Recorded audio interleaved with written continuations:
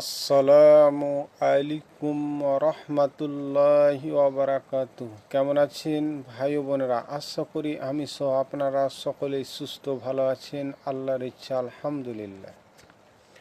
আমরা আজকে কবর জিয়ারত করার দোয়া শিখব এবং কবরের পাশ দিয়ে গেলে এই দোয়া পাঠ করতে হয়। নিজের আত্মীয় স্বজন ও পাড়াপড়শি যারা কবরে আছে তারাও আপনার দিকে চেয়ে আছে।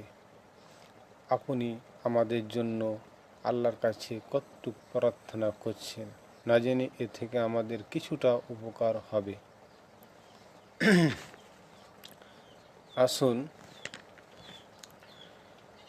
আসসালামু আলাইকুম আহলাদ দিয়ারি মিনাল মুমিনিনা ওয়াল মুসলিমিন ওয়া ইন্না ইনশাআল্লাহু বিকুম লালাহিকুনা নাসআলুল্লাহা লানা ওয়া লাকুমুল আফিয়া।